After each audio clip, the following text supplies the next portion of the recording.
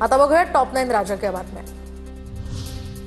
अपहरण झाल्यानंतर रोहित पवारांनी व्हिडिओ कॉल केला। अमित सुरवसेची माफी मागण्यास नकार दिल्यानंतर याला बघून घ्या असंही रोहित पवार म्हणाले।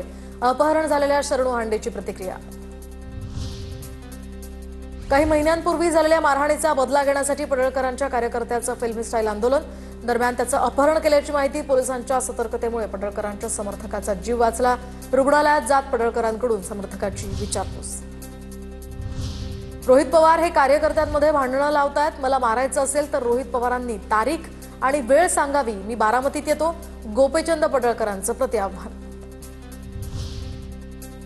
सरकार विरोधात बोलतो म्हणून मला अडकवण्याचा प्रयत्न। पडळकर हे फडणवीसांच्या सांगण्यानुसार बोलतायत। मी व्हिडिओ कॉल केला होता का याची चौकशी करण्यासाठी एसआयटी स्थापन करा। रोहित पवार ही आक्रमक।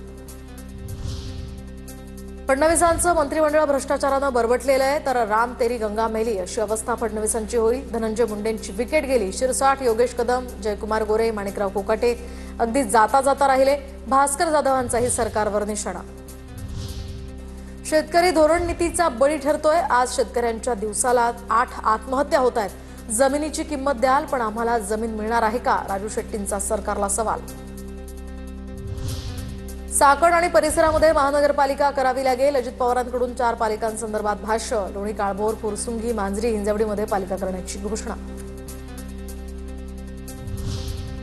प्रकाश आंबेडकरांनी जास्तीची माहिती असेल तर पण शरद पवार हे भाजपमध्ये येणं किंवा भाजपचा स्वीकार करणं शक्य वाटत नाही।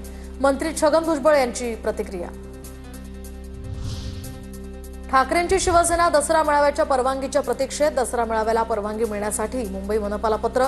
जानेवारी महिन्यामध्ये पत्र दिल्याची सूत्रांची माहिती।